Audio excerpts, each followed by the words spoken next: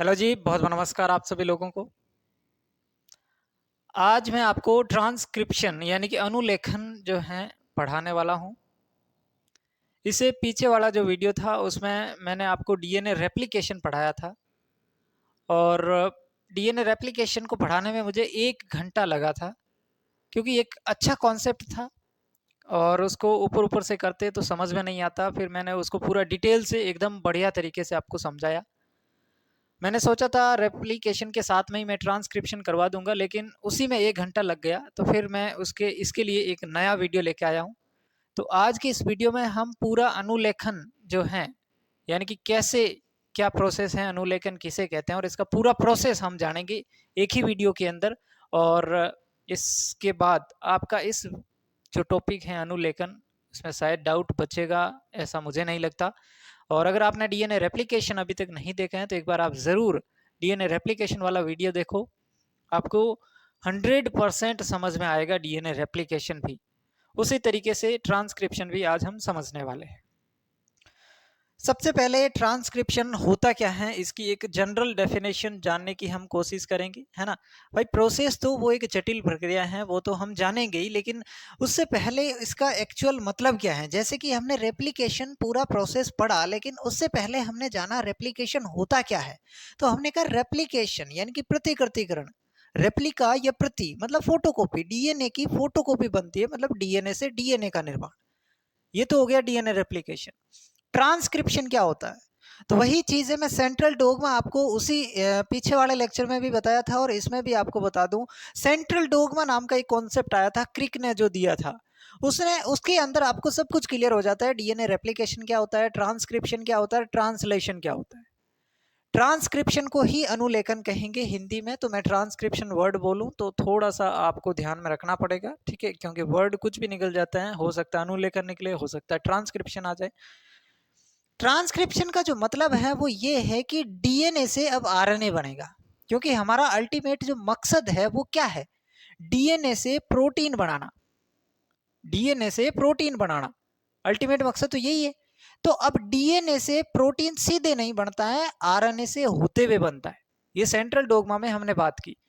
तो डीएनए से जो आरएनए बनने का प्रोसेस है उसी को हम ट्रांसक्रिप्शन नाम देते हैं, है ना? उसी को हम क्या कहेंगे? ट्रांसक्रिप्शन नाम दे देंगे, ठीक है? तो इसको जनरल डेफिनेशन को मैं लिख देता हूं ताकि आपको क्लियर रहे। इसकी जो डेफिनेशन हो जाएगी वो ये हो जाएगी, डीएनए से आरएनए बनने की प्रक्रिया। डीएनए से आरएनए बनने की प्रक्रिया, ये इसकी एक जनरल डेफिनेशन है जो आपके दिमाग में होनी चाहिए पूरा कॉन्सेप्ट समझने से पहले, ठीक है? लेकिन इसको आप यूं भी कह सकते हैं कि डीएनए से आनुवंशिक जानकारियों का आरएनए में प्रवेश करना, एक ही बात है, आप जो चाहे वो कह सकते हैं। डीएनए से आरएनए बनना, इसे ही अनुलेखन कहते हैं मोटी मोटी भाषा में। अब क्या सारे के सारे डीएनए से आरएनए बन जाता है? क्या जितना हमारी बॉडी के अंदर डीएनए है उससे उतना ही आरएनए बन जाएगा? पूरे डीएनए से आरएनए बन जाएगा? बिल्कुल नहीं। डीएनए का केवल 1 से 2% भाग है, ये मैं अनुमानित बता रहा हूं, इतना होता है लगभग। आपको याद नहीं रखना है कि कितना प्रतिशत भाग जो है डीएनए का आरएनए बनाता है, लेकिन आप ये मान के चलो कि डीएनए का ओनली एंड ओनली 1 या 2% भाग होता है जो आरएनए बनाता है ना? तो जो डीएनए का जो भाग आरएनए का निर्माण करता है उसे हम जीन कहते हैं। उसे हम क्या नाम देते हैं? जीन। यानी कि डीएनए का जो क्रियात्मक खंड है, क्रियात्मक इकाई है, उसे जीन कहेंगे, है ना? तो ये चीज आपको ध्यान रखनी है। दूसरा पॉइंट मैं यहाँ पे नोट कर रहा हूं, एक मैं आपको एक बेसिक स्ट्रक्चर बनाते हुए आगे चल रहा हूं पीछे से, ताकि आपको एक समझ विकसित हो सके। तो धीरे धीरे साथ साथ में समझते जाइए। ऐसे लिखूंगा, संपूर्ण डीएनए से आरएनए नहीं बनता, इसका केवल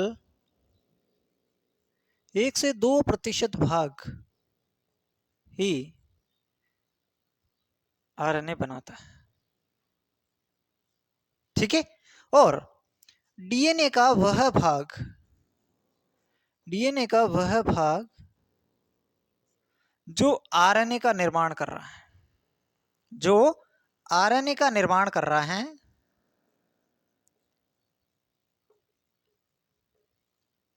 उसे जीन कहेंगे। उसे हम क्या नाम देंगे? जीन।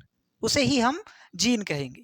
ठीक है, डीएनए का वह भाग जो आरएनए बनाता है उसे जीन नाम देते हैं। यानी कि यही तो डीएनए का काम वाला भाग है, यही तो इसकी क्रियात्मक इकाई है। तो इसको जीन की हम परिभाषा ये भी दे सकते हैं कि डीएनए का वह खंड, डीएनए की क्रियात्मक इकाई, वो भी तो क्या है, उसी को भी जीन कह सकते हैं। एक ही बात है ना, डीएनए की जो क्रियात्मक इकाई कहो या डीएनए का वह भाग जो आरएनए बना रहा है, जो आरएनए बना रहा है वही काम का भाग है। ठीक है, तो उसको हमने नाम दे दिया जीन, उसको हमने नाम क्या दे दिया? जीन। अब हमें जीन से देखना, अब हम डीएनए पे बात नहीं करेंगे, अब हम जीन की बात करेंगे। तभी तो मैं आपको जीन पे लेके आया ना। क्यों लेके आया हूं जीन पे? क्योंकि डीएनए का सिर्फ जीन वाला भाग ही है ना, वही तो आरएनए बनाएगा। और ट्रांसक्रिप्शन का मतलब डीएनए से आरएनए बनना, हमें तो आरएनए बनाना है, तो अब आरएनए डीएनए की जगह हम जीन बोलेंगे। अब एक जो जीन होता है उसकी बेसिक स्ट्रक्चर हम देखते हैं, जीन कैसा होता है। एक जीन के अंदर, मान लो ये जीन है, मान लो ये जीन है, इस जीन के अंदर आपको 3 पार्ट देखने को मिलेंगे। कितने? 3 भाग आपको इसके अंदर देखने को मिलेंगे। कौन कौन से? एक जो इसका बीच वाला जो भाग होता है, इसको हम नाम देंगे स्ट्रक्चरल जीन।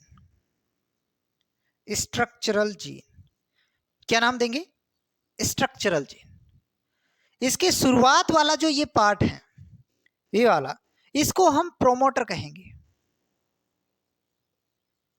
प्रोमोटर कहेंगे। और इसका जो लास्ट वाला भाग है उसे टर्मिनेटर कहेंगे।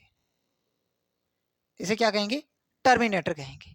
समझ रहे मेरी बात को? ये क्या है? जीन है। जीन है, जीन क्या है? डीएनए का एक टुकड़ा है, डीएनए का एक पीस हमने ले रखा है। तो एक स्ट्रैंड ये हो गया, दूसरा स्ट्रैंड ये वाला हो गया। ये इसके अंदर 5 प्राइम से 3 प्राइम है, तो दूसरा वाला 5 प्राइम से 3 प्राइम हो जाएगा। एक तरीके का डीएनए है। डीएनए का जो पीस है उसको हमने अलग काट के कर दिया जो आरएनए बनाएगा, यानी कि ये जीन है। अब जीन के अंदर भी मैंने कहा कि 3 भाग होते हैं। एक होता है स्ट्रक्चरल जीन, जो कि बीच वाला पार्ट होता है, और इसके शुरुआत वाला जो पार्ट होता है उसे प्रोमोटर कहेंगे, और लास्ट वाला पार्ट टर्मिनेटर कहेंगे। अब आप कहेंगे सर इधर टर्मिनेटर या प्रोमोटर इधर आ सकता है? बिल्कुल आ सकता है। जरूरी नहीं है ना कि प्रोमोटर और टर्मिनेटर इधर ही इधर है, किधर भी आ सकता है। तो ये कैसे डिपेंड करेगा, हमें कैसे पता चलेगा कि प्रोमोटर इधर है कि इधर है, टर्मिनेटर इधर है कि इधर है? तो इसका भी पता चलेगा। इससे पहले आपको ये समझना है, इससे पहले आपको ये समझना है कि डीएनए के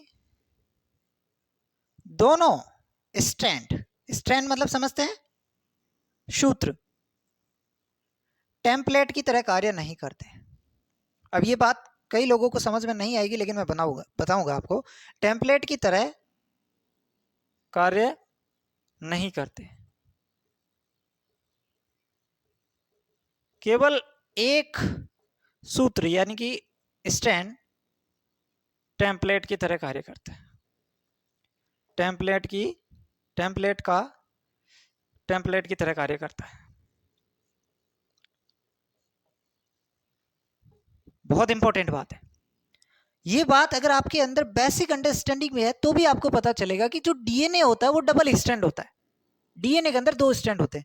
आरएनए डबल स्ट्रैंड थोड़ी होता है। आरएनए क्या होता है? सिंगल स्ट्रैंड होता है। ये चीज आपको पता है। आरएनए क्या होता है? सिंगल स्ट्रैंड होता है। तो आरएनए अगर सिंगल स्ट्रैंड होगा तो दोनों, अगर डीएनए की स्ट्रैंड टेम्पलेट की तरह काम करेगी तो आरएनए की भी 2 स्ट्रैंड बना देंगे। ये टेम्पलेट की तरह काम करेगी तो ये भी एक स्ट्रैंड बना देगी आरएनए का, और ये भी टेम्पलेट की तरह काम करेगी। अगर दोनों कर रही है तो ये भी आरएनए का एक टेम्पलेट बना। अब आप कहेंगे सर टेम्पलेट क्या होता है? टेम्पलेट वो चीज है, वो स्टैंड है जिसके देखा देख नीचे वाले के अंदर जो है नए स्टैंड का निर्माण किया जाता है ना? जिसके देखा देख नीचे वाली स्टैंड का निर्माण करें उसे टेम्पलेट कहेंगे। मान लो अगर ये टेम्पलेट है तो इसका मतलब है इसको देख के नीचे वाली स्टैंड बनाएंगे। इसको देख के कैसे? इसका क्या मतलब हुआ भाई? एक जो डीएनए होता है उसमें जो स्टैंड होती है, एडेनिन के सामने हमेशा थाइमिन आता है। तो तो ये इसके देखा देखी हुआ ना, ऐसे थोड़ी एक एडेनिन ने तो सामने ग्वानिन लगा दिया, नहीं होता है। तो एडेनिन के सामने थाइमिन आएगा, ग्वानिन के सामने साइटोसिन आएगा, है ना। तो यहाँ पे जैसे कि अपन आरएनए बनाएंगे तो एडेनिन के सामने यूरेसिल आएगा। ये कैसे पता चलेगा? इस स्ट्रैंड को देख के ही तो पता चलेगा कि ये जो 3 प्राइम टू 5 प्राइम या जो भी इसमें से टेम्पलेट स्ट्रैंड है, अभी मैं नहीं बात कर रहा कि कौन सी टेम्पलेट है, अभी मैं इसी चीज पे आने वाला हूं कि टेम्पलेट स्ट्रैंड कौन सी होगी। अगर दोनों स्ट्रैंड टेम्पलेट नहीं हो सकती आरएनए बनाने में तो टेम्पलेट कौन सी होगी, ये बात करेंगे। लेकिन पहले ये समझना है कि ये जो है, मान लो ये टेम्पलेट है, तो इसको देख के ही तो नीचे वाले में पता चलेगा कि यहाँ पे एडेनिन है तो यहाँ पे थाइमिन होगा, है ना।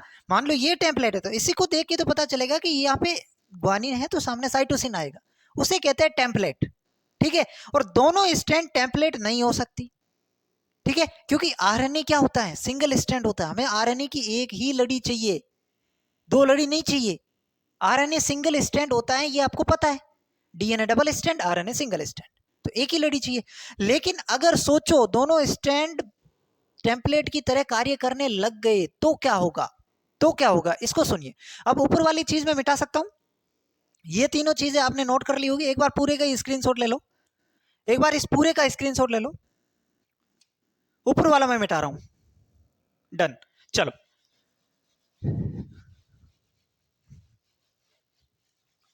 ये बेसिक बातें थी, वो मैंने बताई। अब देखो, अब मैंने कहा कि डीएनए के मान लो दोनों स्ट्रैंड ही टेम्पलेट की तरह कार्य करने लग गए तो क्या हुआ, तो क्या होगा। पहली कंडीशन, अगर दोनों स्ट्रैंड, स्ट्रैंड मतलब सूत्र, सूत्र मतलब धागा, ठीक है, दोनों स्ट्रैंड टेम्पलेट की तरह कार्य करने लग गए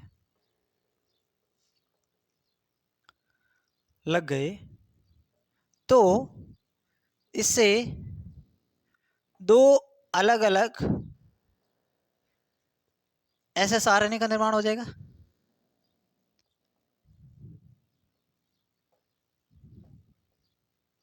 दो अलग अलग एसएसआरएनए का निर्माण हो जाएगा। ये भी टेम्पलेट की तरह काम कर रहा है तो ये भी यहाँ पे अपने आरएनए का बना लेगा, ये भी टेम्पलेट की तरह काम कर रहा है तो ये भी आरएनए बना देगा। दो अलग अलग एसआरएनए बन गए, सिंगल स्ट्रैंड वाला आरएनए, सिंगल स्ट्रैंड वाला आरएनए, दो बन गए। अब आप कहेंगे सर दो बन गए तो क्या दिक्कत है इसमें।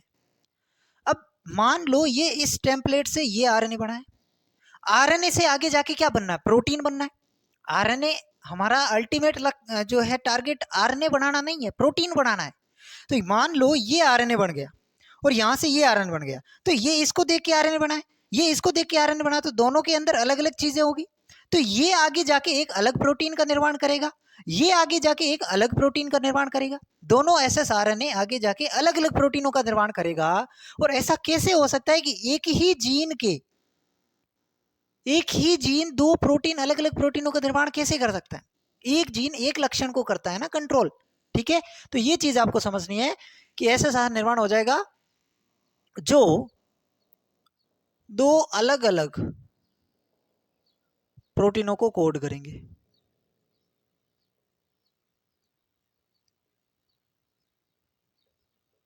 ठीक है। एक ही जीन के अंदर दो अलग अलग प्रोटीनों को कोड करेंगे, ये पॉसिबल नहीं है। दूसरी कंडीशन क्या हो सकती है, दूसरी ये हो सकती है कि अगर, फिर से यही बात है, अगर ये दोनों स्ट्रैंड टेम्पलेट की तरह कार्य करने लग गए तो इससे दो अलग अलग एसएनआरएनए निर्माण हो जाएगा। इतनी तक सेम बात है, ठीक है, इतनी तक बात सेम है। आगे क्या होगा कि अगर ये दोनों एसएसआरएनए का निर्माण हो जाएगा और ये एसएसआरएनए अगर एक दूसरे के पूरक हुए, कॉम्प्लीमेंट्री हुए, तो डीएसआरएनए का निर्माण हो जाएगा, डबल स्ट्रैंड आरएनए बन जाएगा, का निर्माण हो जाएगा, जिससे प्रोटीन नहीं बनेगी। हमारा तो काम ही है प्रोटीन बनाना, और अब प्रोटीन ही नहीं बन रही है तो इसका क्या मकसद हो सकता है ना। तो ये बात अब आपको क्लियर हुई कि नहीं हुई कि डीएनए के दोनों स्ट्रैंड टेम्पलेट की तरह काम नहीं करेगा, केवल एक ही स्ट्रैंड टेम्पलेट की तरह काम करेगा। क्यों करेगा, दो मैंने अलग अलग रीजन बता दिए। पहला रीजन मैंने बताया कि अगर दोनों स्ट्रैंड टेम्पलेट की तरह काम करी तो दो अलग अलग एसआरएनए बनेंगे, यहां तक तो दोनों में सिचुएशन सेम है। अब एक सिचुएशन तो ये बन सकती है कि अगर मान लो ये दोनों एसएसआरएनए कॉम्प्लीमेंट्री नहीं है, एक दूसरे के पूरक नहीं है, तो आपस में जुड़ तो नहीं पाएंगे, लेकिन ये दोनों एसएसआरएनए अलग अलग प्रोटीनों को कोड करेंगे, और एक ही जीन के दो अलग अलग प्रोटीनों को कोड कैसे कर सकते हैं? How it is possible? नहीं हो सकता। दूसरी सिचुएशन मैंने ये बताई कि ये दोनों यहां तक तो सेम है, ठीक है। अब अगर ये दूसरे एक दूसरे के कॉम्प्लीमेंट्री हुए तो ये आपस में जुड़ जाएंगे, और जुड़ के ये क्या करेंगे, डबल स्ट्रैंड आरएनए बना लेंगे, और डबल स्ट्रैंड आरएनए से प्रोटीन नहीं बनती है, और हमारा तो मकसद ही प्रोटीन बनाना है।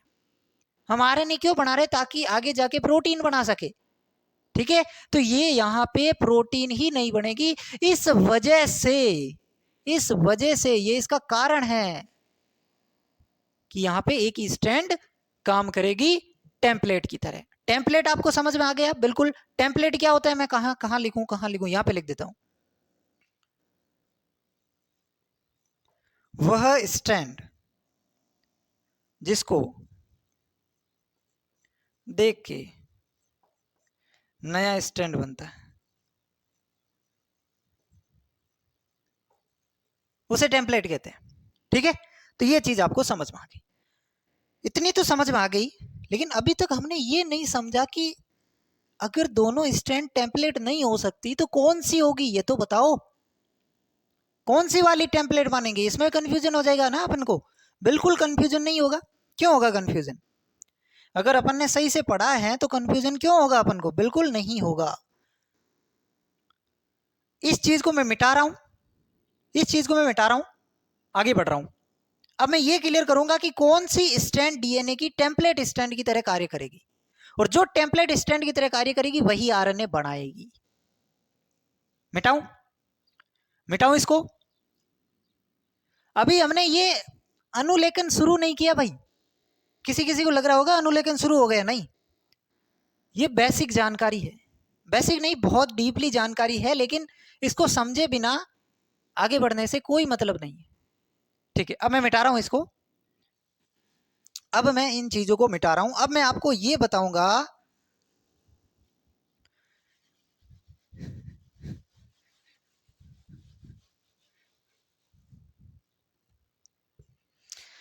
कि कौन सी स्ट्रैंड टेम्पलेट होगी, है ना। कौन सी स्ट्रैंड टेम्पलेट होगी, ये बहुत बड़ा सवाल है। तो इसका आपको क्लियर कर देते हैं। जिस स्ट्रैंड के सूत्र भी लिख देता हूं साथ साथ में, जिस स्ट्रैंड के 3 प्राइम एंड पर प्रोमोटर होगा वही टेम्पलेट होगी, होगा। समझ में आ गया? कुछ बात ही नहीं थी, एक ही बात याद रखनी है कि प्रमोटर जिसके 3 प्राइम एंड पे आ रहा है वो आपकी टेम्पलेट है।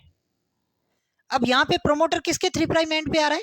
इस वाली स्ट्रैंड की। तो इस स्ट्रैंड का जो है ये टेम्पलेट हो जाएगी। मतलब ये हमारी स्ट्रैंड क्या होगी इस बार के लिए? टेम्पलेट है। क्यों है? क्योंकि हमें इस बात से ये पुष्टि होती है कि जिस भी स्ट्रैंड के 3 प्राइम एंड पर प्रमोटर होता है वही टेम्पलेट होती है, ठीक है। मतलब ये वाली टेम्पलेट हो जाएगी, और इसको देख के हमारा आरएनए यहाँ पे बनने वाला। अब ये आरएनए नहीं बनाएगी, ये सिद्ध हो चुका है। अब अगर इसके 3 प्राइम एंड पर प्रमोटर है तो ये टेम्पलेट है। अब टेम्पलेट के 5 प्राइम एंड पे क्या होगा? टर्मिनेटर होगा। ये सारी चीजें अब आप सीख रहे होंगे, है ना। अब मैं सब चीजों को नहीं लिखवा सकता कि जो टेम्पलेट एंड है, उस टेम्पलेट स्टैंड है, उसके 3 प्राइम एंड पे प्रमोटर होता है, 5 प्राइम एंड पे टर्मिनेटर हो जाएगा, ऑब्वियसली बात है। जबकि जो ये वाली है नॉन टेम्पलेट जो है उसके क्या होगा? 3 प्राइम एंड पे टर्मिनेटर होगा और 5 प्राइम एंड पे प्रमोटर होगा, है ना। तो ये टेम्पलेट स्टैंड हो जाएगी। अब ये जो टेम्पलेट स्टैंड है इसी को सेंस स्टैंड कहा जाता है, सेंस स्टैंड इसी का नाम है, और इसी को नॉन कोडिंग स्टैंड कहा जाता है। अब ये पता नहीं इसको नॉन कोडिंग स्टैंड क्यों कहते हैं, आई डोंट नो, झूठ नहीं बोलूंगा, मुझे नहीं पता है नॉन कोडिंग स्टैंड क्यों कहते हैं इसको, आई डोंट नो, ठीक है। अब ये वाली हमारी क्या हो गई? नॉन टेम्पलेट स्टैंड हो गई, नॉन टेम्पलेट स्टैंड हो गई, इसको एंटीसेंस कह देंगे, एंटीसेंस स्टैंड कह देंगे, या फिर इसको कोडिंग एंड कह देंगे। तो तीन तीन नाम है भाई इसके, कोडिंग स्टैंड कह देंगे। टेम्पलेट और नॉन टेम्पलेट के तीन तीन नाम है, एक तो टेम्पलेट नॉन टेम्पलेट हो गया, दूसरा आपको नाम ध्यान में रखना है कि जो टेम्पलेट वाली है उसको सेंस के स्टैंड कह सकते हैं और इस वाले को एंटी सेंस। टेम्पलेट को नॉन कोडिंग कहते हैं। इसमें बहुत सारे बच्चे कंफ्यूज होते हैं, इसलिए मैं इसमें बार बार फोकस कर रहा हूं कि टेम्पलेट को नॉन कोडिंग कहेंगे, क्योंकि बच्चों को लगता है नॉन टेम्पलेट और नॉन कोडिंग, नहीं, नॉन टेम्पलेट के साथ कोडिंग स्टैंड आएगी। ठीक है, तो अब आपको ये तो क्लियर है कि क्या कब कैसे क्या होगा, कौन से स्टैंड टेम्पलेट बनेगी, ये इससे क्लियर हो गया। अब आपसे कोई भी पूछ ले कि टेम्पलेट स्टैंड के 5 प्राइम एंड पे क्या होता है, टेम्पलेट के 3 प्राइम एंड पे क्या होता है, कोडिंग के 3 प्राइम पे क्या होता है, सेंस के 3 प्राइम पे क्या होता है, 5 प्राइम पे क्या होता है, नॉन कोडिंग, कुछ भी पूछ ले, कुछ भी पूछ ले, क्या कंफ्यूज हो जाओगे तुम इसमें? नहीं होना यार, नहीं होना है। ये बात आपको ध्यान में रखनी है। एक बात अगर आप ध्यान में रख लेते हैं और सारे नाम आपको पता है तो क्वेश्चन को कितना ही घुमा दो आपको आना चाहिए। पहले बताओ मुझे क्लियर हुआ कि नहीं हुआ? जैसे मैं कहूं कोडिंग स्टैंड के 5 प्राइम एंड पे क्या होगा, तो कोडिंग स्टैंड से मेरे दिमाग में आएगा कोडिंग मतलब नॉन टेम्पलेट, और नॉन टेम्पलेट का मतलब 5 प्राइम एंड पे, मतलब यहां पे आपका प्रमोटर आएगा, क्योंकि टेम्पलेट के 3 प्राइम पे प्रमोटर होता है, तो नॉन टेम्पलेट के 5 प्राइम पे होगा, है ना, क्योंकि दोनों स्टैंड तो एक दूसरे के अपोजिट होती है ना। तो ऐसे आपको ध्यान में रखना है। जैसे मेरे को पूछ ले सेंस स्टैंड है, इसके 3 प्राइम पे एंड पे क्या होगा, तो सेंस ही टेम्पलेट है और टेम्पलेट के 3 प्राइम पे क्या होता है, प्रमोटर होता है। ठीक है, तो ये ऐसे आपको ध्यान में रखना है, ऐसे आपको क्या रखना है, ध्यान में रखना है। चीजें क्लियर है? ये चीजें आपको क्लियर है या नहीं है? अब एक बच्चों का कंफ्यूजन होता है कि मान लो एक डीएनए है, एक डीएनए, अब एक डीएनए मान लो ये डीएनए है, ठीक है, तो इसमें मान लो एक जीन ये हो गया, एक जीन ये हो गया, एक जीन ये हो गया। एक डीएनए में तो कितने सारे जीन हो सकते हैं, बहुत सारे जीन हो सकते हैं, है ना, जिससे आरएनए बनता है उसे जीन कहते हैं, तो बहुत सारे हो सकते हैं। तो मान लो ये जो जीन है इसकी टेम्पलेट ये है, एक ही डीएनए की बात कर रहा हूं, तो इस जीन के अंदर भी क्या टेम्पलेट ये होगी या ये वाली होगी, इसमें कौन सी होगी? तो एक डीएनए के अंदर जितने भी जीन हैं उनके अंदर टेम्पलेट स्ट्रैंड कौन सी होगी ये फिक्स नहीं है, कोई पता नहीं है। तुम्हें तो बस एक बात याद रखनी है, जिस स्ट्रैंड के 3 प्राइम एंड पर प्रमोटर है वो आपकी टेम्पलेट है। ठीक है, तो एक डीएनए में सभी जीनों की टेम्पलेट स्ट्रैंड एक ही हो जरूरी नहीं है, क्योंकि ऐसा लग सकता है, और जो आपको लग सकता है, जो आपको कंफ्यूजन है वो मैं पहले सोचता हूं, है ना, बाकी चीजें तो आप कर लोगे। इसका आप स्क्रीनशॉट लो, इसका आप स्क्रीनशॉट लेंगे एक बार, इसका आप स्क्रीनशॉट लेंगे एक बार। ठीक है, ये चीजें मतलब आपको क्लियर है ना? मैं लिख भी देता हूं यार, प्रमोटर क्या होता है एक बार लिख देता हूं। प्रमोटर और उसमें तो आपको कोई डिफरेंस नहीं। स्ट्रक्चरल जीन क्या होता है ये तो आपको पता ही है, डीएनए का वह खंड जिससे आरएनए बनता है ना। पहले मैंने कहा डीएनए का वह खंड जिसे आरएनए बनता है वो जीन है। अब जीन के अंदर भी वह खंड, जीन के अंदर भी कौन सा खंड है जिससे आरएनए बनता है, तो वो स्ट्रक्चरल जीन है, क्योंकि जीन को भी हमने 3 भागों में बांट दिया ना, एक प्रमोटर, एक स्ट्रक्चरल जीन, एक टर्मिनेटर। तो जीन के अंदर भी जो स्ट्रक्चरल जीन है उससे आरएनए बनेगा। तो प्रमोटर और टर्मिनेटर का क्या काम है वो अपन समझेंगे अभी। प्रमोटर और टर्मिनेटर का क्या काम है वो अपन अभी समझेंगे। तो आप एक एक करके इनके बारे में जो है, पहले प्रोमोटर के बारे में लिख देना, प्रोमोटर क्या होता है, टर्मिनेटर क्या होता है, स्ट्रक्चरल जीन क्या होता है। ये जीन के तीनों पार्ट है, इनके बारे में आप लिख सकते हैं। बाकी सारी चीजें आई होप आपको क्लियर होती जा रही हैं, कोई दिक्कत नहीं है। आई थिंक क्लियर है, क्लियर है या नहीं है बताएंगे मुझे आप। चलो स्क्रीनशॉट ले लो इसका, मिटाऊं? अब ध्यान से सुनो, अभी मैंने ट्रांसक्रिप्शन स्टार्ट नहीं की है, लेकिन ये सारी चीजें बहुत ज्यादा इंपॉर्टेंट है, शायद ट्रांसक्रिप्शन से भी इंपॉर्टेंट है। ठीक है, तो ये सारी चीजें आपके दिमाग में बैठ जानी चाहिए, बैठ गई होगी। अब हम ट्रांसक्रिप्शन का प्रोसेस स्टार्ट करने से पहले आरएनए के बारे में तो जाने। भाई आरएनए क्या होता है, अगर हमें वही नहीं मालूम है तो क्या आरएनए बनाएंगे। पहले आरएनए के बारे में थोड़ी सी जानकारी अपन ले लेते हैं। इतनी बात आपको पता है कि आरएनए जो होता है वो सिंगल स्ट्रैंड होता है, बिल्कुल सबको पता है। आरएनए से प्रोटीन बनता है, बिल्कुल सबको पता है। लेकिन आरएनए के बारे में कुछ ऐसी जानकारी जो अभी हमारे काम में आने वाली है, वो ये है types of RNA. Types of RNA. RNA कितने प्रकार के होते हैं, सबको ही पता है। आरएनए 3 प्रकार के होते हैं। कौन कौन सा? एमआरएनए, आरआरएनए और आपका टीआरएनए। 3 प्रकार के आरएनए आपको यहां पे पढ़ने हैं। 3 प्रकार के आरएनए आपको यहां पे पढ़ने हैं। कितने प्रकार के? 3 के। और 3 ही होते हैं। एमआरएनए दिख रहा है ना आपको, क्लियरली दिख रहा है कि नहीं दिख रहा, मुझे बताओ। दिख रहा होगा। एमआरएनए, आरआरएनए और टीआरएनए, 3 प्रकार के आरएनए होते हैं। अब इन तीनों आरएनए के बारे में थोड़ी सी जानकारी हम जुटाते हैं। सबसे पहले तो सबसे ज्यादा मात्रा में कौन सा पाया जाता है? तो ये वाला केवल 5% होता है। आरएनए का 5% भाग एमआरएनए होता है, 80% भाग आरआरएनए होता है और 15% भाग टीआरएनए होता है। जो कुल आरएनए होता है उसका 80% ये, यानी कि सबसे ज्यादा पूछ ले तो आपको ध्यान में रखना है, सबसे ज्यादा मात्रा में ये हो जाएगा और सबसे कम हो जाएगा ये। अब आपसे पूछ ले कौन सा आरएनए सबसे ज्यादा स्थायी है, तो जो सबसे ज्यादा है वो सबसे स्थायी हो जाएगा। ये क्या है? सबसे स्थायी है। और ये सबसे अस्थायी है क्योंकि सबसे कम है। तो ये बात भी बिल्कुल क्लियर होती है कि जिसकी मात्रा सबसे ज्यादा वो इतना ही ज्यादा स्टेबल। ओके, अब इसमें से आपसे पूछा जाए कि सबसे बड़ा कौन सा है, सबसे छोटा कौन सा है, तो ये है लॉन्गेस्ट, सबसे लंबा। ये है स्मॉलर और ये हो जाएगा आपका स्मॉलेस्ट, सबसे छोटा। ठीक है, ये क्या हो जाएगा आपका? सबसे छोटा हो जाएगा। इतनी चीजें क्लियर है, ये इनके बारे में बेसिक जानकारी। अब इनके कार्य क्या है वो जानना है हमें। मेन तो ये चीज है, कार्य, फंक्शन। एमआरएनए क्या करता है, आरआरएनए क्या करता है और टीआरएनए क्या करता है, यही तो जानना है, यही चीजें तो जाननी है। एमआरएनए क्या करता है, सुनो ध्यान से, पहले सुन लो फिर लिख लेंगे।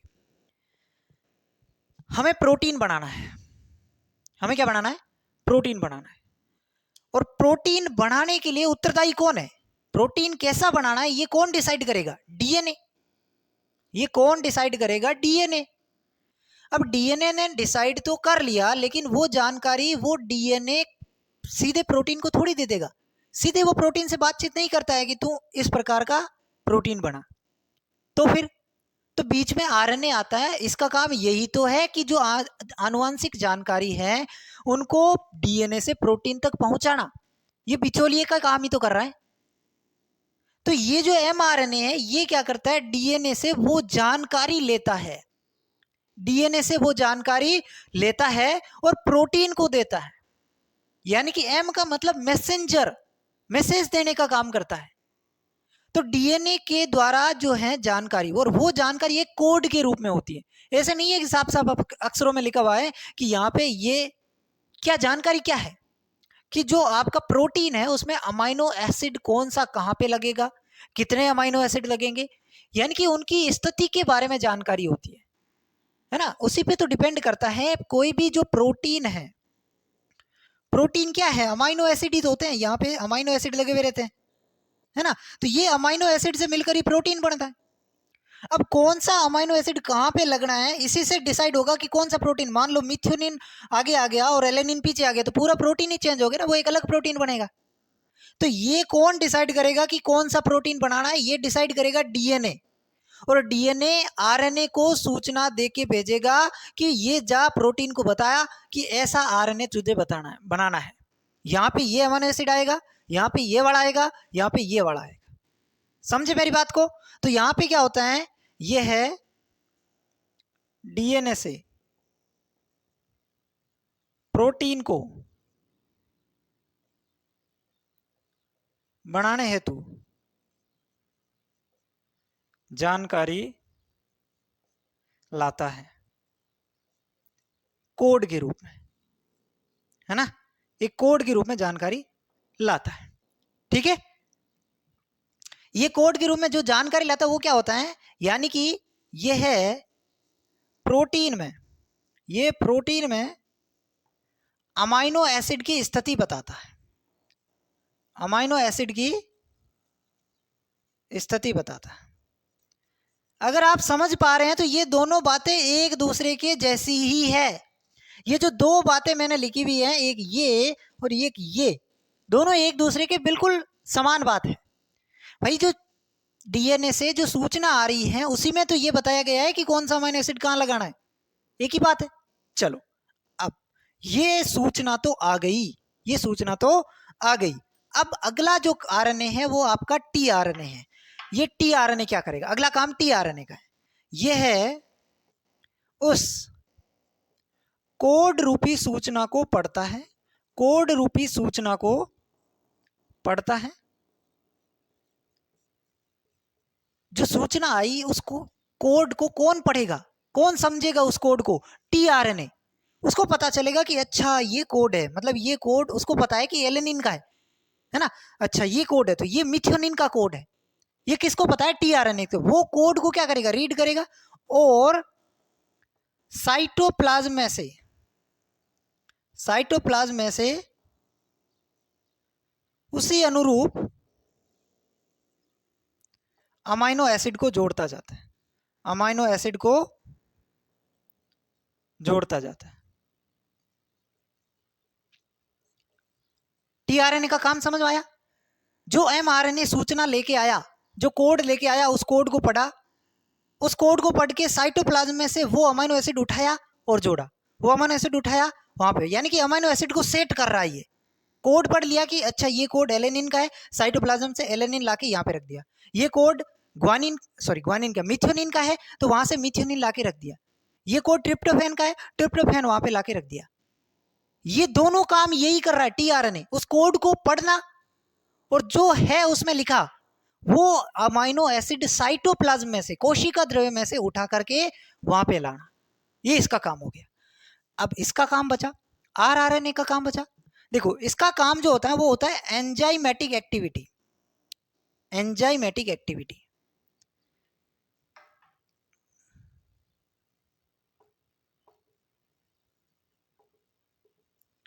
ये है क्या करता है, इसके बाद इसका काम आता है, ये अमाइनो एसिड के, अमाइनो एसिड को आपस में पेप्टाइड बॉन्ड द्वारा जोड़ता है, पेप्टाइड बॉन्ड द्वारा जोड़ता है, पेप्टाइड बॉन्ड द्वारा जोड़ता है। मतलब लास्ट काम ये हो गया कि जो अमीनो एसिड उसने ला ला के रखे, अब उनके बीच में फाइनली वो पेप्टाइड बॉन्ड बना देगा। अमीनो एसिड के बीच में पेप्टाइड बॉन्ड बनता है तो वो आरआरएनए बना देगा। ये तीनों प्रकार के आरएनए के फंक्शन है जो हर किसी को समझना बहुत जरूरी है। बच्चों में बहुत ज्यादा कंफ्यूजन है कि कौन सा आरएनए क्या काम करता है, कैसे करता है, बिल्कुल उनके अंदर ये समझ ही नहीं विकसित हो पाती कि कैसे काम करता है। तो पहले इसका काम, फिर इसका, फिर इसका। क्या काम है, बिल्कुल आसान मैंने आपके लिए कर दिया है, इससे आसान कुछ भी नहीं है। ठीक है, तो इसका आप स्क्रीनशॉट लो। ये हमने आरएनए के बारे में जाना। अब हम फाइनली अपने मुद्दे की बात करेंगे। ठीक है, इसका स्क्रीनशॉट लो आप। एक चीज मैं आपको लिखाना भूल गया, है ना, ये ऐसे जनरल पॉइंट है, याद रख लेना। किसी भी प्रोटीन में, किसी भी प्रोटीन में जो प्रथम अमाइनो एसिड होता है, प्रथम अमाइनो एसिड, वो मिथियोनिन होता है, मिथियोनिन, मिथियोनिन होता है ना। मैंने कहा ना कि कौन सा अमाइनो एसिड कहां पे आएगा, तो यहां पे सबसे पहले जो अमाइनो एसिड होता है वो मिथियोनिन ही होता है। ठीक है, तो ये थोड़ी सी जानकारी ध्यान में रखेंगे।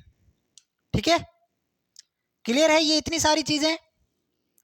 अगर क्लियर है तो फिर मैं आगे बढ़ता हूं।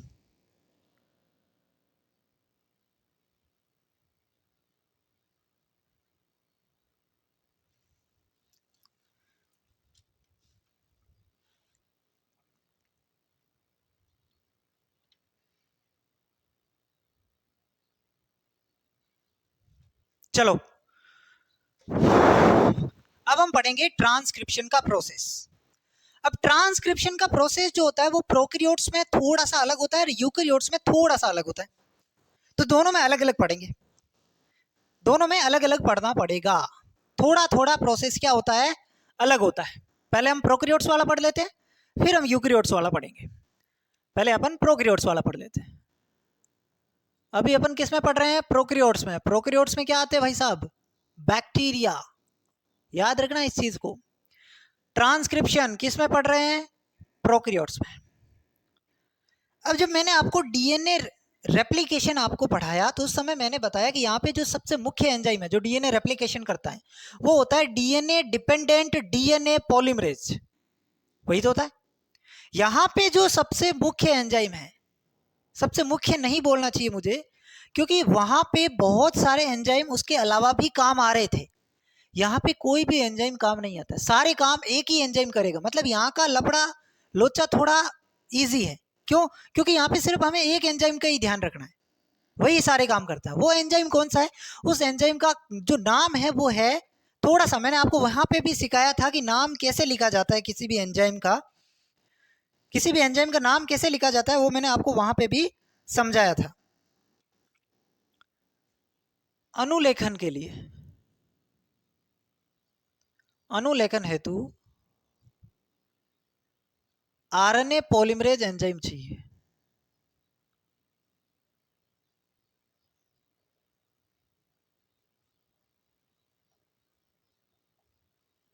जो डीएनए डिपेंडेंट है।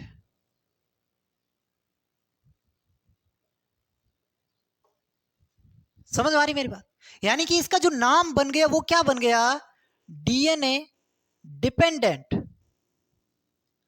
RNA polymerase. DNA dependent RNA polymerase क्या मतलब समझे, आरएनए पॉलीमरेज इसका मतलब है ये आरएनए बना रहा है, और डीएनए डिपेंडेंट इसका मतलब ये डीएनए को देख के बना रहा है, डीएनए पे डिपेंड है आरएनए को बनाने के लिए। मतलब समझे इसका, जैसे मैं बोलूं डीएनए डिपेंडेंट डीएनए पॉलीमरेज, तो इसका मतलब है डीएनए डिपेंडेंट डीएनए पॉलीमरेज, मतलब बना कौन रहा है, सॉरी बना क्या रहा है, डीएनए, क्योंकि पॉलीमरेज के आगे जो नाम बना लिखा हुआ है वो बन रहा है। जैसे कि यहाँ पे पॉलीमरेज के आगे आरएनए लिखा हुआ है तो यहाँ पे आरएनए बनेगा। डीएनए पॉलीमरेज, तो पॉलीमरेज के आगे डीएनए लिखा हुआ मतलब डीएनए बनेगा। डिपेंडेंट का मतलब वो उस पर डिपेंड है, उसको देख के बनाएगा जो भी बनाना है, RNA DNA X Y Z, ठीक है। तो यहाँ पे ये डीएनए को देख के आरएनए बना रहा है, आपने पीछे देखा भी था, डीएनए से ही तो आरएनए बन रहा है, तो इसलिए इसका नाम है DNA dependent RNA polymerase. DNA dependent RNA polymerase, ठीक है। प्रोकैरियोट्स में सभी प्रकार के आरएनए ये एक ही एंजाइम बना देता है, एक ही एंजाइम बना देता है।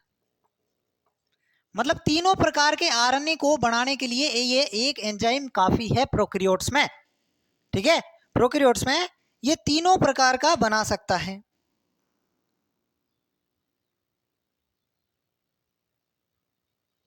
इतनी दूर बात समझ में आई, इतनी बात समझ में आई कि प्रोकैरियोट्स में जितने भी आरएनए हैं उनको एक एंजाइम बना देता है, उसका नाम है डीएनए डिपेंडेंट आरएनए पॉलीमरेज।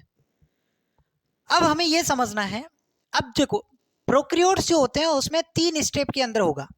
अनुलेखन के 3 चरण हैं। पहला जो चरण है उसे हम कहेंगे इनिशिएशन, इनिशिएशन, इनिशिएशन कुछ भी नहीं है, सिंपल सिंपल प्रोसेस है, इनिशिएशन। दूसरा जो स्टेप होगा उसको हम नाम देंगे इलोंगेशन, इलोंगेशन। और तीसरा जो प्रकार इसका स्टेप हो जाएगा वो हो जाएगा टर्मिनेशन। 3 स्टेप के अंदर ये प्रोकैरियोट्स में अनुलेखन की प्रक्रिया समाप्त। अब अनुलेखन का प्रोसेस इतना ही है, अगर आपने सारी चीजें पीछे वाली देख रखी है तो प्रोकैरियोट्स में अनुलेखन बस ये इतना ही है, ये एक एंजाइम का नाम और ये 3 स्टेप। इनिशिएशन में क्या होगा, इनिशिएशन में क्या होगा, यहां पे इनिशिएशन में एक फैक्टर होता है सिग्मा फैक्टर। क्या होता है, सिग्मा फैक्टर। वो सिग्मा फैक्टर जो है उसके साथ में आरएनए पॉलीमरेज जुड़ता है और प्रमोटर में प्रवेश करता है ना। आरएनए पॉलीमरेज अपना सारा काम खुद कर लेता है, लेकिन उसको सबसे पहले डीएनए में प्रवेश करने के लिए, उस जीन में प्रवेश करने के लिए किसी का सहारा चाहिए, और वो सहारा इसको कौन देगा? सिग्मा फैक्टर देगा, है ना। तो सर्वप्रथम यहां पे आप ऐसे लिखेंगे, सर्वप्रथम सिग्मा फैक्टर के साथ, सिग्मा फैक्टर से जुड़कर आरएनए पॉलीमरेज प्रमोटर में एक विशेष सीक्वेंस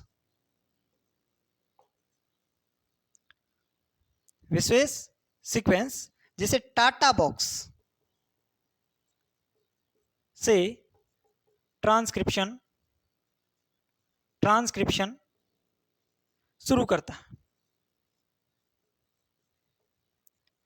इसमें 3 से 4 बातें आ गई है।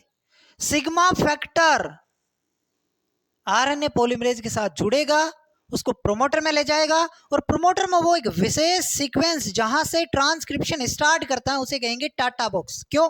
क्योंकि वहां पे टी इस प्रकार से कुछ नाइट्रोजन सार जुड़े हुए रहते हैं, तो उसे क्या कहा जाता है? टाटा बॉक्स नाम दे दिया जाता है ना। तो ये आपको पता होना चाहिए, ठीक है। तो आपसे अगर एग्जाम में क्वेश्चन आ जाए कि अनुलेखन शुरू करना है तो उसके लिए कौन सा फैक्टर आवश्यक है? सिग्मा फैक्टर, ठीक है। उसी प्रकार हम टर्मिनेशन पढ़ेंगे। टर्मिनेशन में रो फैक्टर चाहिए जो इसको रोकेगा, शुरू करेगा। सिग्मा फैक्टर रोकेगा रो फैक्टर, ठीक है।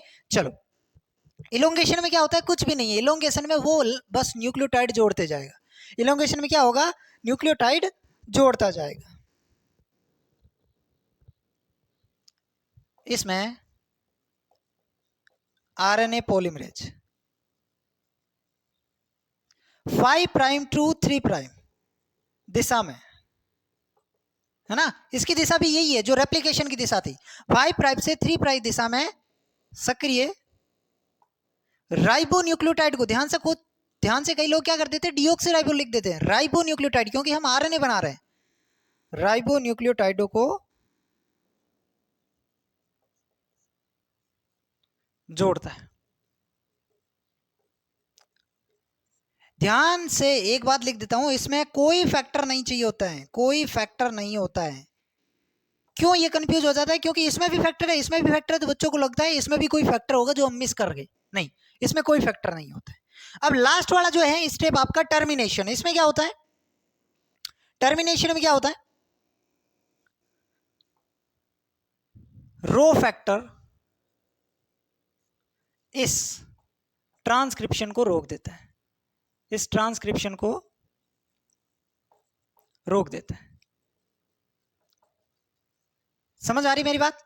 मान लो ये आपका एक वो जीन है जो मैंने आपको डीएनए से निकाल के बताया, उसमें ये वाला स्ट्रक्चरल जीन है, ये वाला प्रमोटर है, ये वाला टर्मिनेटर है। तो यहां पे क्या होगा? एक सिग्मा फैक्टर होगा। उस सिग्मा फैक्टर के साथ ये आरएनए पॉलीमरेज गया और जुड़ गया, है ना। तो यहाँ पे स्टार्ट किया इसने, फिर यहाँ पे उन्होंने ये चेन बनाई, और यहाँ पे ये वहां पे रो फैक्टर है जो इस आरएनए को यहाँ पे रोक दे, वापस बाहर भेज देता है, और ये इसको अंदर लाता है। ये कुल मिला के ऐसा प्रोसेस है।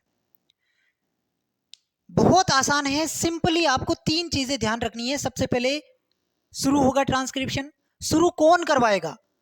ट्रांसक्रिप्शन शुरू करने के लिए सिग्मा फैक्टर हमें चाहिए होता है, और वो सिग्मा फैक्टर और आरएनए पॉलीमरेज साथ में जुड़ करके प्रोमोटर में जाएंगे, वहां से ट्रांसक्रिप्शन स्टार्ट करेंगे। स्टार्ट करने के बाद वो उसका इलोंगेशन करेगा, मतलब उस चेन को लंबी करेगा। चेन क्या है? न्यूक्लियोटाइड की चेन है, मतलब न्यूक्लियोटाइड ऐड करते जाएगा ऊपर वाली स्ट्रैंड को देख के, जो टेम्पलेट स्ट्रैंड है। अच्छा, उसके बाद में एक समय आएगा जब रोकना भी तो होगा, ऐसा नहीं है कि बढ़ाता ही जा रहा है। जब मान लो जीन समाप्त हो गया, डीएनए का वह भाग जिससे आरएनए बनना है वो समाप्त हो गया, तो फिर वहां पे एक रो फैक्टर होता है जो ट्रांसक्रिप्शन को रोक देता है। बस इतनी सी बात है, इतनी सी बात है। ये प्रोकैरियोट्स के अंदर ट्रांसक्रिप्शन हो गया आपका समाप्त।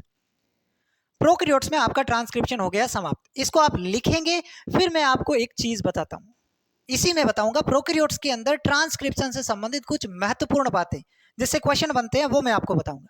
2-3 बातें हैं, इसका आप स्क्रीनशॉट लो।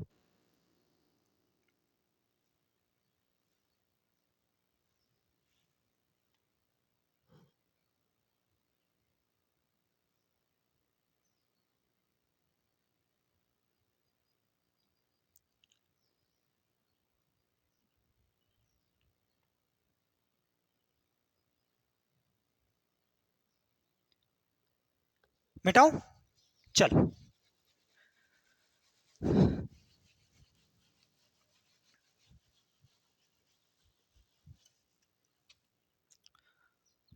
प्रोकैरियोट्स जो होते हैं, प्रोकैरियोट्स में अनुलेखन जो है, और एक हम और पढ़ेंगे आगे, अनुवादन, ट्रांसलेशन। अनुलेखन और अनुवादन एक ही स्थान पर होते हैं, एक ही स्थान पर होते हैं, और वो स्थान कौन सा है? साइटोप्लाज्म, कोशिका द्रव्य। ठीक है, एक ही स्थान पर होता है और एक दूसरे के साथ साथ चलते हैं, एक दूसरे के साथ साथ चलते हैं। जबकि यूकेरियोट्स में ऐसा नहीं होता। यूकेरियोट्स में ट्रांसक्रिप्शन अलग जगह पर होगा, ट्रांसलेशन अलग जगह पर होगा।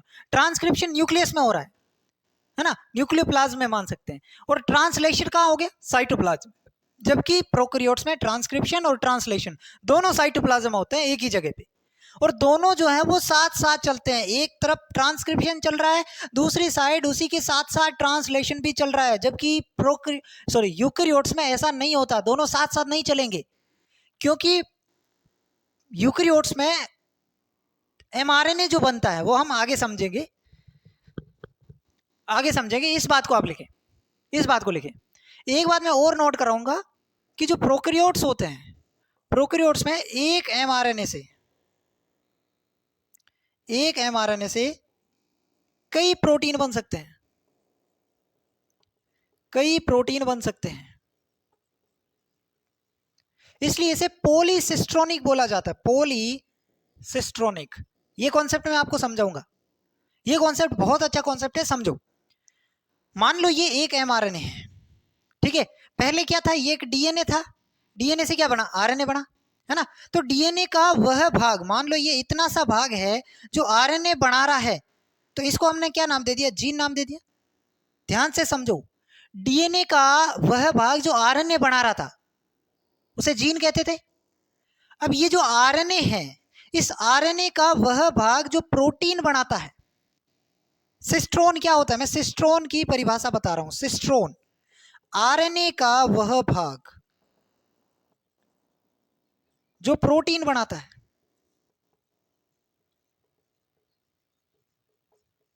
आरएनए का वह भाग जो प्रोटीन बनाता है उसे सिस्ट्रोन कहते हैं।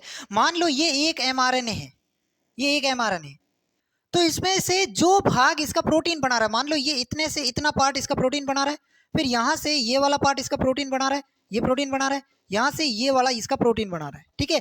तो मान लो इससे ये प्रोटीन बन गया, इससे ये प्रोटीन बन गया, और इससे ये प्रोटीन बन गया। तो केवल ये इतना सा पार्ट एमआरएनए का, ये वाला, इसे हम कह देते हैं सिस्ट्रोन, है ना।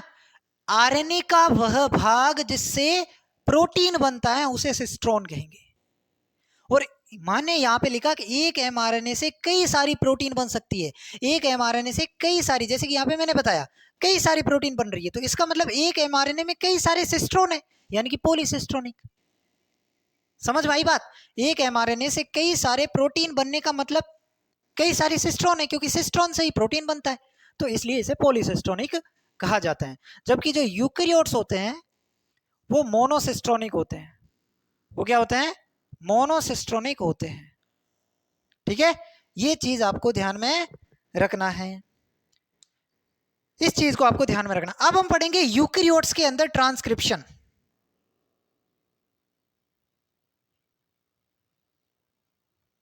अब हम पढ़ेंगे यूकेरियोट्स के अंदर ट्रांसक्रिप्शन। मिटाऊं? इसको मिटाऊं? चलो,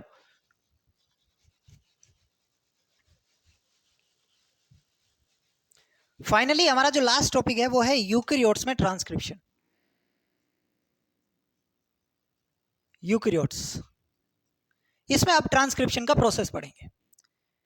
इसमें देखो, इसमें अनुलेखन हेतु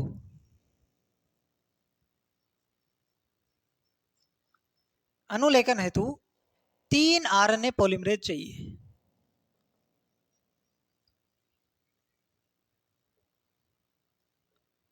क्योंकि तीनों आरएनए का निर्माण हेतु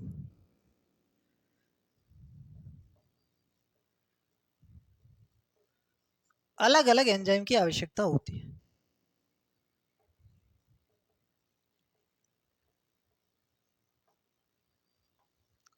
जैसे कि प्रोकैरियोट्स के अंदर सभी प्रकार के आरएनए को बनाने के लिए एक ही प्रकार का आरएनए पॉलीमरेज चाहिए, लेकिन अपन यूकैरियोट्स हैं, थोड़े से एडवांस्ड हैं, तो हमारे अंदर हर प्रकार के आरएनए को बनाने के लिए एक स्पेसिफिक एंजाइम होगा। हम तीनों प्रकार के आरएनए एक ही आरएनए पॉलीमरेज से नहीं बनाएंगे। हमारे अंदर एमआरएनए कोई अलग आरएनए पॉलीमरेज बनाएगा, आरआरएनए कोई अलग पॉलीमरेज बनाएगा और टीआरएनए भी कोई अलग पॉलीमरेज बनाएगा, है ना। तो इसलिए हमारे अंदर यानी कि यूकैरियोट्स के अंदर तीनों प्रकार के आरएनए बनाने के लिए 3 प्रकार के आरएनए पॉलीमरेज चाहिए। वो कौन कौन से, देखो कौन कौन से, उनके नाम क्या है? नाम कुछ भी नहीं है, आरएनए पॉलीमरेज ही नाम है। उसके आगे फर्स्ट सेकंड थर्ड कर दो, उसके आगे क्या कर दो? फर्स्ट सेकंड थर्ड कर दो, कुछ भी नहीं है, बाकी नाम सेम है, नाम सेम है। नाम कोई स्पेसिफिक नाम थोड़ी देंगे यार, फर्स्ट सेकंड थर्ड कर दो, ये हो गया अलग अलग एंजाइम, ठीक है। अब सर बनाएगा कौन सा, ये कौन सा आरएनए बनाएगा, ये कौन सा बनाएगा, ये कौन सा बनाएगा, ये बड़ी दिक्कत वाली बात हो जाएगी, है ना, ये बड़ी दिक्कत वाली बनाएगी। तो यहाँ पे ऐसे याद रखो, जैसे कि आपका नीट का एग्जाम होता है, उसको पहले क्या बोलते थे? पीएमटी। पहले जो नीट का एग्जाम होता था उसे हम क्या बोलते थे? पीएमटी बोलते थे। अब यहाँ पे एमआरएनए है, टीआरएनए है, पीआरएनए तो है नहीं, तो इसका आगे डंडी कर दो, आरआरएनए हमारे पास है, आरआरएनए हमारे पास। तो बस जो आरएनए पॉलीमरेज फर्स्ट है वो आरआरएनए बनाएगा, जो आरएनए पॉलीमरेज सेकंड है वो एमआरएनए बनाएगा, जो आरएनए पॉलीमरेज थर्ड है वो टीआरएनए बनाएगा। बताओ कोई डाउट है? कोई डाउट नहीं। लेकिन अब इसके अंदर भी बात करें तो आरआरएनए भी कई प्रकार के होते हैं। जो 5.8S आरआरएनए, 18S आरआरएनए और 28S आरआरएनए ये बनाएगा। ये 3 प्रकार के आरएनए बनाता है, 5.8, 18 और 28। सबके लास्ट में 8 आ रहा है, देखिए 5.8, 18, 28। एक आरआरएनए होता है 5S आरआरएनए, इसका निर्माण आरएनए पॉलीमरेज थर्ड करता है, याद रखना इस चीज को। एक 5S आरआरएनए होता है जिसका निर्माण आरएनए पॉलीमरेज थर्ड करता है, ठीक। ये किसका निर्माण करता है? एमआरएनए का। लेकिन हमारी बॉडी में यूकैरियोट्स के अंदर जो एमआरएनए बनता है वो शुरुआत में एमआरएनए नहीं होता है, शुरुआत में उसको एचएनआरएनए बोला जाता है, एचएनआरएनए। एचएनआरएनए से बाद में एमआरएनए बनता है। तो एचएनआरएनए का निर्माण भी कौन करेगा? आरएनए पॉलीमरेज सेकंड करेगा, ठीक है। इसके अंदर टीआरएनए हो जाएगा और एक आरएनए और है एसएनआरएनए, इसका यूज मैं आपको आगे बताऊंगा, एसएनआरएनए क्या काम आता है। ये भी कौन बनाता है? आरएनए पॉलीमरेज थर्ड बनाता है। बताओ क्लियर है कि नहीं क्लियर है? जो जो चीजें बता रहा हूं एक एक चीज आपके लिए बहुत इंपॉर्टेंट है, बहुत इंपॉर्टेंट है। कोई भी एग्जाम दे लेना, इससे बाहर कुछ भी नहीं आएगा, ठीक है। विश्वास करके चलो, सारी चीजें समझ में आएगी आपको और काम भी आएगी, ठीक है। तो ये आरआरएनए कौन सा क्या बनाएगा समझ में आ रहा है?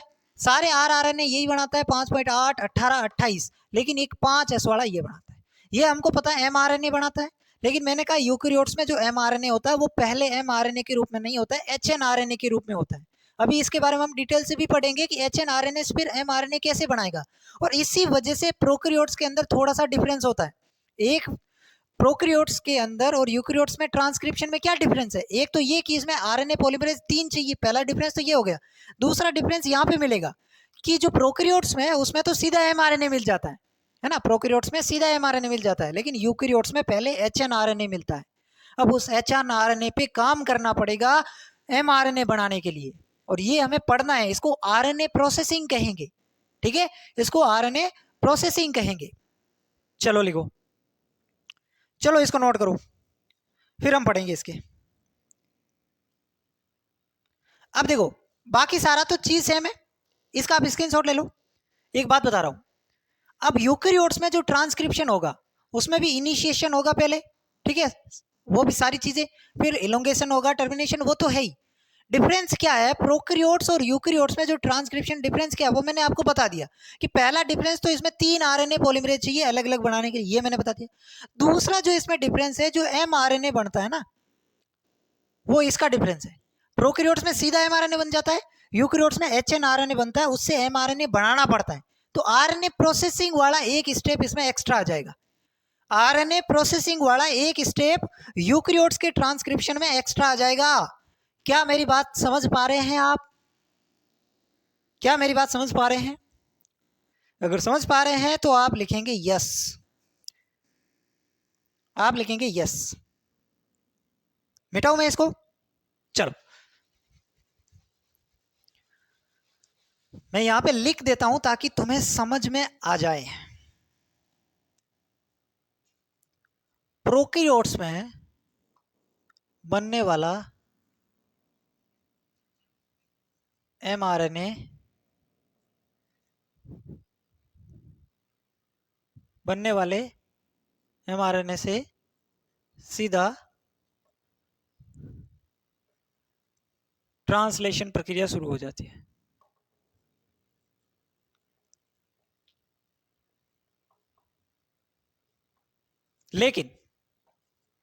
लेकिन यूकैरियोट्स में बनने वाला एमआरएनए अपरिपक्व होता है, जिसे एचएनआरएनए कहेंगे।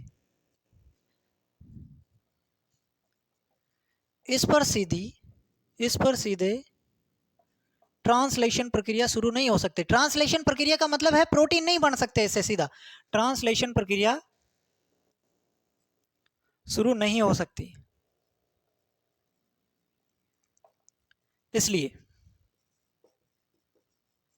इसलिए एमआरएनए से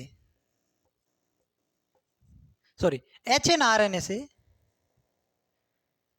एमआरएनए बनाने की प्रक्रिया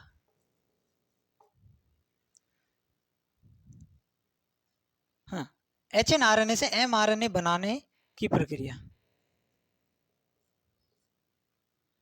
आरएनए प्रोसेसिंग कहलाती है। आरएनए प्रोसेसिंग कहलाती है, ठीक है, इसलिए हटा दो। एचएनआरएनए से एमआरएनए बनाने की प्रक्रिया को आरएनए प्रोसेसिंग कहा जाता है। अब इस आरएनए प्रोसेसिंग को ही अपन को पढ़ना है डिटेल में, बाकी कुछ भी नहीं पढ़ना है। यूकैरियोट में ट्रांसक्रिप्शन के अंदर बाकी कुछ भी नहीं, आरएनए प्रोसेसिंग वाला ये वाला स्टेप अपन को देखना है कि कैसे हम एचएनआरएनए से एमआरएनए बनाएंगे, कैसे हम एचएनआरएनए से एमआरएनए बनाएंगे, इसे कहते हैं आरएनए प्रोसेसिंग। ठीक है, शुरू करूं मैं? आरएनए प्रोसेसिंग समझ में आया?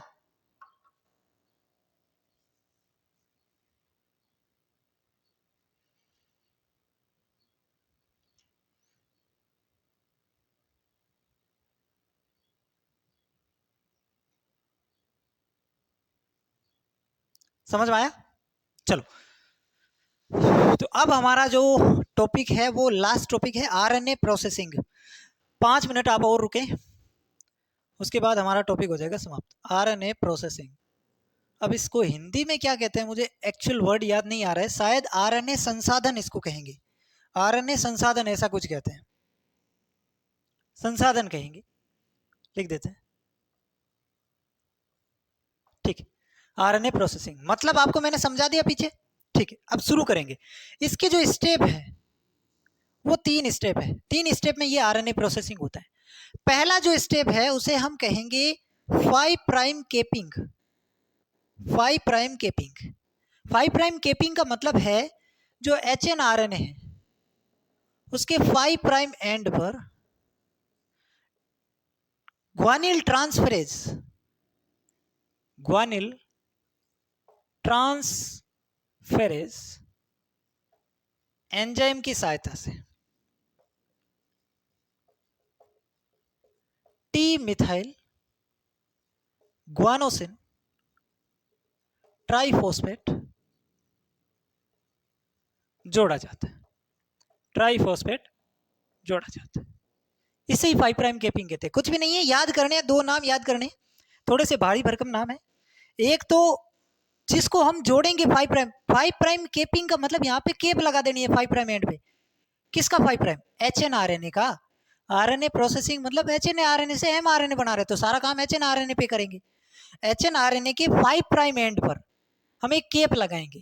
किसकी केप लगाएंगे? टी मिथाइल ग्वानोसिन ट्राइफॉस्फेट, याद रखना इस नाम को। और ये वहां पे एड कौन करता है? जो एंजाइम करता है उसे ग्वानिल ट्रांसफेरेज कहेंगे। दो बातें याद रखनी है। और 5 प्राइम एंड पे ऐड करता है, ये भी याद रखना। ये क्यों ऐड करता है? सबसे पहला जो इसका जो कार्य है, सॉरी हाँ कार्य लिखेंगे एक तरीके से, है ना। 5 प्राइम केपिंग के क्या कार्य है? तो ये 5 प्राइम एंड से सुरक्षा प्रदान करता है, ये इसका कार्य लिख सकते हो। वैसे आना नहीं है ये, फिर भी लिख देते हैं, ठीक। दूसरा जो इसका स्टेप है वो है 3 प्राइम टेलिंग। केप मतलब टेलिंग मतलब पूंछ, ठीक। 3 प्राइम पे क्या होगा? टेलिंग होगा। टेलिंग मतलब पिच। भाई केप तो एक ही होती है ना, पूंछ तो लंबी होती है। तो यहाँ पे हमने एक टी मिथाइल ग्वानोसिन ट्राइफॉस्फेट जोड़ा। अब यहाँ पे बहुत सारे टी मिथाइल ग्वानोसिन ट्राइफॉस्फेट नहीं जोड़ेंगे, अलग चीज जोड़ेंगे। क्या जोड़ेंगे? एचएनआरएनए के 3 प्राइम एंड पर 200 से 300 न्यूक्लियोटाइड, और वो न्यूक्लियोटाइड कौन से हैं? एडिनोसिन फॉस्फेट जोड़ देते हैं। इसका भी यही काम है, 3 प्राइम एंड से सुरक्षा प्रदान करना। जैसे इसका 5 प्राइम एंड से सुरक्षा प्रदान करना, इसका 3 प्राइम एंड से सुरक्षा प्रदान करना। तो इसमें कोई दिक्कत ही नहीं होनी चाहिए। नाम से ही पता चल रहा है 5 प्राइम केपिंग, यानी कि 5 प्राइम पे हम टी मिथाइल ग्वानोसिन ट्राइफॉस्फेट जोड़ेंगे। और 3 प्राइम टेलिंग मतलब टेल थोड़ी सी लंबी होती है, तो यहाँ पे 200 से 300 न्यूक्लियोटाइड अपन जोड़ेंगे, ठीक है। चलो, तीसरा जो इसका स्टेप होता है वो इंपॉर्टेंट है, उसे कहेंगे स्प्लिसिंग। तीसरा जो स्टेप है वो बहुत इंपॉर्टेंट है, इसका नाम हम देंगे स्प्लिसिंग। क्या नाम देंगे? स्प्लिसिंग। आरएनए स्प्लिसिंग ऐसे लिख सकते हैं, आरएनए स्प्लिसिंग, ठीक है। हिंदी में कहेंगे आरएनए संबंधन, इससे अच्छा तो इंग्लिश वाला ही रखो, आरएनए स्प्लिसिंग, ठीक है। ये इसका तीसरा स्टेप है और यही इंपॉर्टेंट है। मेन बातें इसमें ही समझनी है आपको, मेन बातें आपको इसके अंदर ही समझनी है। क्या समझना है? सुनो, मान लो ये एक आरएनए है, मान लो ये एक आरएनए है, ठीक है। कोई भी XYZ आरएनए। इस आरएनए के अंदर 2 भाग होते हैं, ये बात मैंने पहले भी बताया। सिस्ट्रोन की बात मैंने की, आपको याद है? सिस्ट्रोन की बात की मैंने, आपको याद है? मैंने कहा कि आरएनए का अंदर भी वह भाग जो प्रोटीन बनाता है उसे सिस्ट्रोन कहेंगे, ठीक है। तो आरएनए या डीएनए कोई भी हो, उसका जो उपयोगी भाग है, उपयोगी भाग का मतलब है, जैसे आरएनए है तो उसका उपयोगी भाग वह होगा जो प्रोटीन बना रहा है। जैसे डीएनए है तो उसका उपयोगी भाग वह है जो आरएनए बना रहा है, ठीक है। तो इसके अंदर जो भी है, यहाँ पे एक साइड में मैं चीज लिख रहा हूं, चाहे डीएनए हो चाहे आरएनए हो, इसका जो उपयोगी भाग होता है, उपयोगी भाग, उसको हम नाम देंगे एक्सोन। क्या नाम देंगे? एक्सोन। और जो अनुपयोगी भाग है उसको हम नाम देंगे इंट्रॉन, उसको हम नाम देंगे इंट्रॉन। अब यहां पे हम आरएनए के केस में बात कर रहे हैं, तो आरएनए के अंदर जो उपयोगी भाग है, उपयोगी भाग का मतलब जो इसका पार्ट प्रोटीन बना रहा है वही उपयोगी है। तो जो उपयोगी भाग है वो क्या होता है? एक्सोन होता है। और जो अनुपयोगी भाग होता है वो इंट्रॉन्स होता है। तो हमें इससे अगर प्रोटीन बनाना है तो उसमें मान लो कोई भी इंट्रॉन्स प्रेजेंट है तो वो तो हमें निकालने पड़ेंगे ना भाई। एक्सोन तो हमारे मान लो यहां से यहां तक ये कोई ऐसे पार्ट है, ठीक है। तो यहाँ पे ये एक्सोन है, बीच में intron, exon intron exon intron, ठीक है। ये ऐसे चलता जाता है। ये मैंने एक एमआरएनए का फोटो आपके सामने बनाया है। जो एक्सोन है ये वाला पार्ट हमारे लिए काम का है, ये वाला पार्ट हमारे लिए काम का है, ये वाला पार्ट हमारे लिए काम का है, और ये वाला पार्ट हमारे काम है। ये वाले बीच वाले हमारे काम के नहीं है।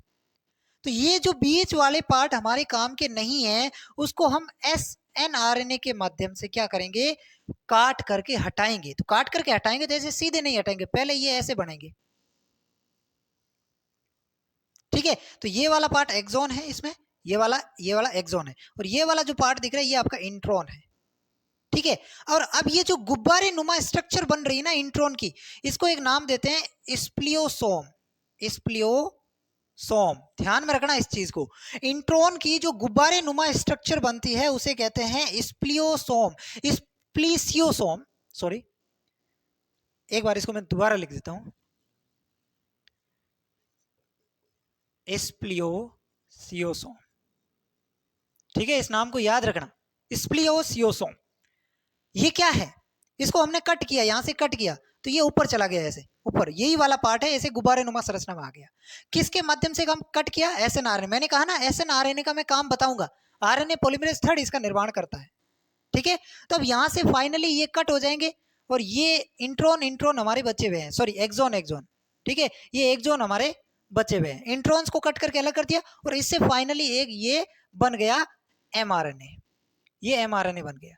ठीक है, और इसमें सिर्फ और सिर्फ क्या है, एक्सोन है, इसमें सिर्फ और सिर्फ क्या है, एक्सोन है। तो आरएनए स्प्लिसिंग क्या होता है, इसको मैं कहां पे लिखूं, कहां पे लिखूं, इसको मिटा दूं, एक बार इसका आप स्क्रीनशॉट लो, फिर मैं आरएनए स्प्लिसिंग के बारे में आपको लिख के बता दूं। ऊपर वाले का स्क्रीनशॉट ले लो, ये दोनों स्टेप क्लियर है ना, तो इसका स्क्रीनशॉट ले लो। चलो,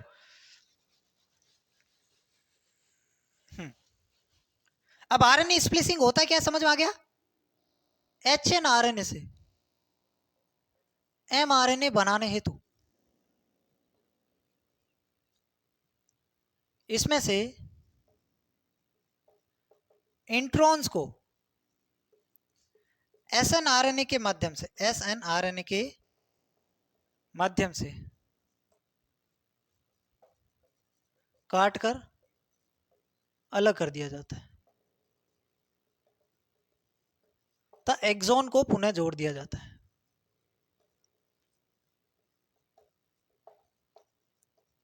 और एक्सोन को जब हमने पुनः जोड़ दिया ना, तो इसी को एमआरएनए नाम देते हैं। ठीक है, एक्सोन को पुनः जोड़ देते हैं और यही एमआरएनए है, यही एमआरएनए है। यहां से एक क्या चीज आपको समझ में आई कि जो एमआरएनए होता है ना, एमआरएनए में इंट्रॉन्स नहीं पाए जाते, एमआरएनए में इंट्रॉन्स नहीं पाए जाते। ठीक है, ये बात इंपॉर्टेंट है कि एमआरएनए जो होता है उसमें इंट्रॉन्स नहीं पाए जाते हैं। क्लियर है, आरएनए स्प्लिसिंग क्लियर है, कुछ भी नहीं किया। जो एचएनआरएनए था, या जो आरएनए था, उसके अंदर जो उपयोगी पार्ट उसको हम एक्सोन कहेंगे, अनुपयोगी भाग को इंट्रॉन कहेंगे। ठीक है, तो यहां से हमें इंट्रॉन को काट के अलग करना है। काटेगा कौन, एसएनआरएनए। काट दिया, काटने से पहले ये थोड़ी ऐसे गुब्बारे नुमा स्ट्रक्चर बनाएगा, जब इसको कट लगाएंगे तो सिंपली ऐसे अलग नहीं हो जाएगा, पहले गुब्बारे नुमा फूलेगा फिर अलग होगा। तो यहाँ पे ये जो गुब्बारे नुमा फूलता है इसको स्प्लियोसोम नाम दे दिया जाता है। ठीक है, फिर ये जो एक्सोन है इनको आपस में जोड़ देंगे तो इसी को एमआरएनए कहेंगे। और एक परिपक्व एमआरएनए के अंदर इंट्रॉन्स नहीं पाए जाते। ठीक है, ये पूरा आरएनए स्प्लिसिंग का कॉन्सेप्ट है। ठीक है, इसका आप स्क्रीनशॉट लो। ये पूरा का पूरा ट्रांसक्रिप्शन वाला आपका होता है समाप्त। ट्रांसक्रिप्शन में इससे बाहर कुछ भी नहीं आने वाला। ठीक है, ट्रांसक्रिप्शन वाला पोर्शन जो है वो थोड़ा लंबा प्रोसेस था, 1 घंटा शायद इसमें भी लग गया होगा। मैंने एक्चुअली टाइम ही नहीं देता, मैं टाइम नहीं देखता हूँ, जब पढ़ाता हूँ कुछ भी नहीं देखता हूँ। ठीक है, तो आपको भी ऐसे ही बिना टाइम देके पूरा लेक्चर लगाना है, तभी जाके आपको कोई चीज़ें समझ में आ जाएगी। जब तक आप किसी चीज़ को वक्त नहीं दोगे वो तुम्हारी नहीं हो पाएगी। ठीक है, तो ये थोड़ी सी ध्यान से इसको समझ लेना, और आई होप आपको समझ में आया होगा। अगर आया है तो कमेंट सेक्शन में बताएंगे और एक बार चैनल को सब्सक्राइब करेंगे। ठीक है, बाकी आपके दोस्तों के साथ में इसको शेयर कर सकते हैं, जिससे बहुत सारे लोगों के पास में ये फ्री कंटेंट और क्वालिटी कंटेंट पहुंच सके। धन्यवाद, मिलते हैं किसी अगले वीडियो में।